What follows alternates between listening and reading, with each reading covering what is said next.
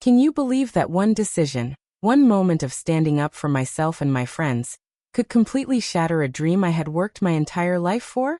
It all started with a simple act of defiance against a coach who thought he was untouchable, a man who believed his word was law, even when that law was unjust and cruel. My name is Alex, and this is the story of how my passion for tennis, my friendship with some truly amazing people, and my integrity collided with the tyrannical reign of Coach Miller, a man so obsessed with winning that he forgot what it meant to be human. And trust me, when I tell you Socks for One got involved, you know things went from bad to utterly insane.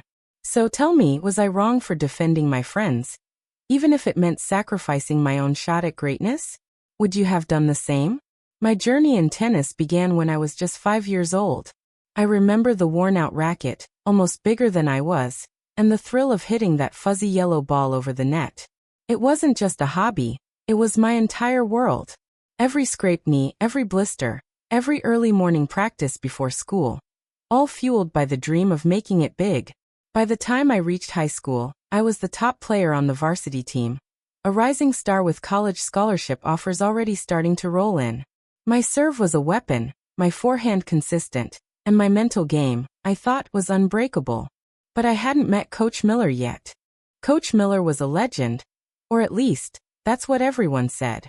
He had a reputation for turning mediocre teams into champions, and for producing Division I athletes year after year. He was also known for his intensity, his brutal honesty, and his my way or the highway philosophy. When he took over as our new head coach at Northwood High, there was a mix of excitement and apprehension. We knew we were in for a grueling season, but we also believed he would push us to our limits and beyond, ultimately making us better players. We just didn't realize how much of a toll his methods would take, not just on our bodies, but on our spirits. The first few weeks were a whirlwind of drills, conditioning, and stern lectures. Coach Miller had an uncanny ability to find every weakness, every flaw in our technique, and he wasn't shy about pointing them out. He'd pace the sidelines, his eyes like lasers, missing nothing. He rarely smiled, and his compliments were rarer still. But we accepted it. We were athletes, and we understood that tough love was often necessary for growth. What we didn't expect was the insidious way his tough love would devolve into outright favoritism and public humiliation. It started subtly. Certain players, the ones he deemed promising or talented enough for his time, received more attention, more one-on-one coaching, and lighter punishments for mistakes. Meanwhile, the rest of us, particularly the less experienced or naturally gifted players, were subjected to a constant barrage of criticism and demeaning remarks. I saw it happening to my friends, to kids who loved the sport but weren't as naturally gifted as others. I saw their confidence slowly erode, replaced by anxiety and self-doubt. One of those friends was Liam. Liam was pure sunshine. He wasn't the strongest player on the team, but he had an infectious enthusiasm and an unwavering dedication. He loved tennis with all his heart, even if his backhand sometimes went rogue. He was always the first to practice, the last to leave, and he cheered louder than anyone for his teammates. Coach Miller, however, seemed to have a particular disdain for Liam. He'd often make comments like, "Liam, are you even trying? My grandmother could return that shot." Or maybe you should try chess, Liam. Less running involved. The words stung, not just for Liam, but for all of us who heard them. We tried to offer encouragement to Liam, telling him to ignore the coach, but the constant negativity was clearly taking its toll. He started to look defeated, his usual spark dimming with each practice. Then there was Sarah.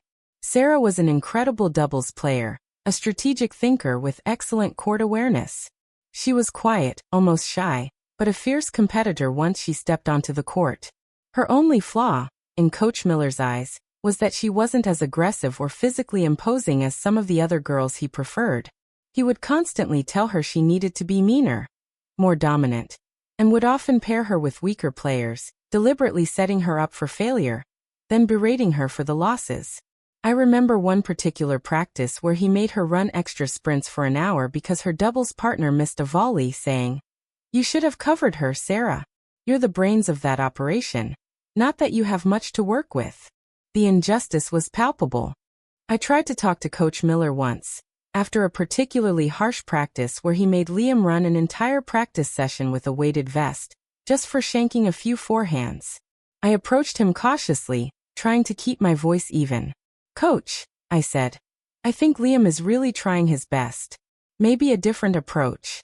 He cut me off mid-sentence, his eyes narrowing. "Alex," he snarled, "you worry about your own game. I decide who tries, and I decide how to motivate them. If you can't handle a little tough love for your teammates, maybe you're not as strong as I thought." His words were a warning, a clear indication that questioning him was not an option. From that moment, I knew I had to be careful. Things escalated during the regional tournament. We were performing well, surprising a lot of people.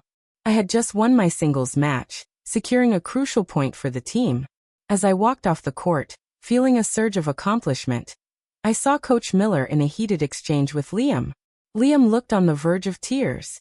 Apparently, he had missed an easy shot in his doubles match, and Coach Miller was unleashing a verbal tirade, completely unconcerned that other teams and parents were watching. He was screaming at Liam, calling him useless, a waste of a uniform, and asking him if he even deserved to be on the team. My blood boiled. I couldn't stand by and watch this anymore. "Coach!" I yelled, my voice ringing across the courts. "Leave him alone. He's trying his best." Everyone turned to look. Coach Miller's face contorted with rage. He stalked over to me, his finger jabbing in my direction. "You dare question me, Alex? You think you're above my authority?" I stood my ground, my heart pounding in my chest. "No, coach, but what you're doing to Liam isn't right. It's not coaching, it's bullying." The words hung in the air, thick with defiance. He expelled me from the game, even though I had won. His face was a mask of fury. "Get off the court, Alex. You're benched. For the rest of the season. I don't need insubordination from my star player." He then turned his anger back to Liam, telling him he was off the team. The entire team was stunned into silence. I looked at Liam, his face pale and shattered. I knew I had just jeopardized my entire tennis career, but at that moment, seeing Liam's heartbreak, I knew I had done the right thing. The following days were a nightmare. My parents were furious, initially with me for standing up to the coach, then with Coach Miller when they heard the full story from Liam and other teammates. They tried to intervene, contacting the school administration, but Coach Miller had a powerful ally in the athletic director, who seemed to blindly support him. The AD dismissed my parents' concerns, stating that Coach Miller's methods, while unconventional, produced results, and that I was simply a rebellious teenager. I was heartbroken, my dream of a scholarship slowly slipping away. I continued to attend practices, forced to sit on the sidelines and watch, a constant reminder of my defiance. Liam was devastated. He stopped coming to school for a few days, and when he did return, he was quiet and withdrawn. Sarah and I tried our best to support him, to remind him of his worth, but the damage was done. We felt powerless, trapped under Coach Miller's iron fist. This man was not just destroying our love for the game. He was destroying our confidence and sense of self-worth. It felt like there was no way out. So that's the situation I was in, and I had to make a choice. I was benched, my scholarship prospects were dwindling, and my friends were suffering under a tyrannical coach. Before I tell you what happened next, I want you to pause and comment below what you would have done in my shoes. Would you have just taken the punishment and stayed quiet, hoping for things to blow over? Or would you have fought back, even if it meant risking everything? I couldn't just sit there and let Coach Miller continue to terrorize my teammates.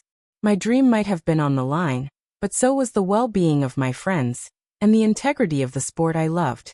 I started talking to other players discreetly, during lunch breaks and after school. I discovered that many of them shared my frustration and anger, but they were too scared to speak up, fearing Coach Miller's retaliation. They had heard stories of players being cut from the team for minor infractions, of scholarship offers being mysteriously rescinded after a disagreement with the coach. The fear was real, but then an unexpected ally emerged. A junior named Ethan, a quiet kid who spent most of his time online, approached me. "Alex," he said, "I think I know someone who can help. Have you ever heard of Socks for One?" I blinked. Socks for One? The YouTuber? The one who did Minecraft videos and funny skits? What could he possibly do about our tennis coach? Ethan explained that Socks for One was known for his community involvement, his genuine personality, and his massive online reach.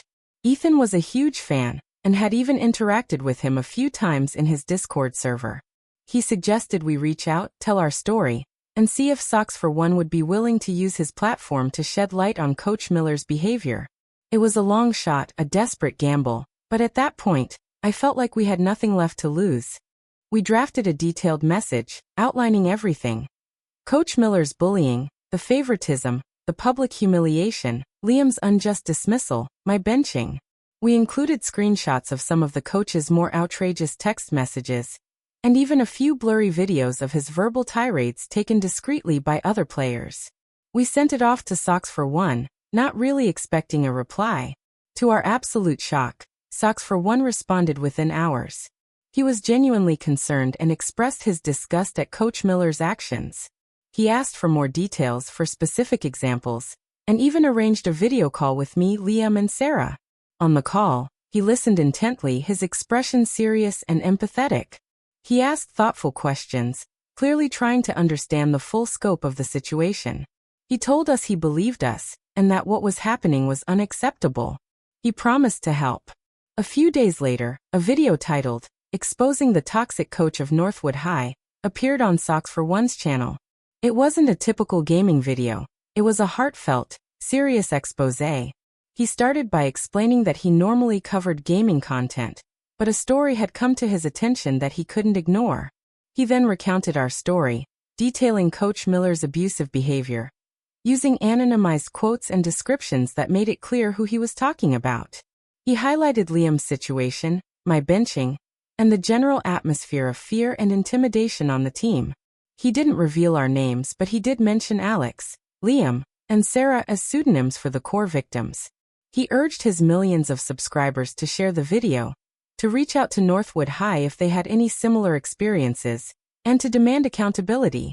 He ended the video with a powerful statement about how sports should build character, not destroy it. The video exploded. Within hours, it had hundreds of thousands of views, and the comments section was flooded with messages of support for us and outrage against Coach Miller. People started digging, finding articles about Coach Miller's past, some hinting at similar issues at previous schools. The story went viral within our town, then across the region. Parents, alumni, and even former players started coming forward, sharing their own horror stories about Coach Miller. The school administration, which had previously dismissed our concerns, was suddenly overwhelmed with calls, emails, and social media pressure. The athletic director, who had been Coach Miller's staunch supporter, found himself in an untenable position. The school board was forced to act. They launched a full investigation, separate from the AD's initial dismissal. They interviewed dozens of players, parents, and even some faculty members who had witnessed Coach Miller's behavior. The evidence against him was overwhelming. His tough love was exposed as emotional abuse, his favoritism as a clear violation of school policy, and his dismissal of Liam and benching of me as retaliatory actions. Within a week, Coach Miller was fired. Not just from our school, but his coaching license was revoked, effectively ending his career in high school athletics. The school also issued a public apology to the team, to Liam, and to me, acknowledging their failure to address the situation sooner. The athletic director was also placed on administrative leave, pending a review of his role in enabling Coach Miller. The aftermath was bittersweet. My scholarship offers were initially in jeopardy, but with the full story out, and letters of recommendation from supportive teachers, and even some college scouts who had heard about the situation, I was able to secure a fantastic scholarship to my dream university. Liam was reinstated to the team and, with the new interim coach, found his love for tennis again. Sarah thrived under a coach who valued her strategic mind. The team, free from the shadow of Coach Miller, started to play with a renewed spirit and camaraderie.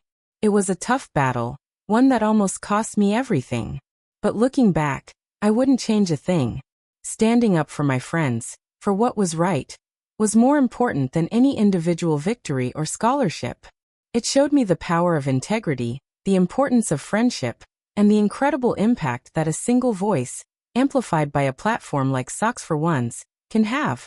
I learned that sometimes, the greatest strength isn't just in your serve or your forehand, but in your ability to stand up for yourself and others, even when it feels like the whole world is against you. So, like this video if you were on my side, subscribe for more stories like this, and share your final thoughts on this whole mess in the comments section. I'll see you all in the next story.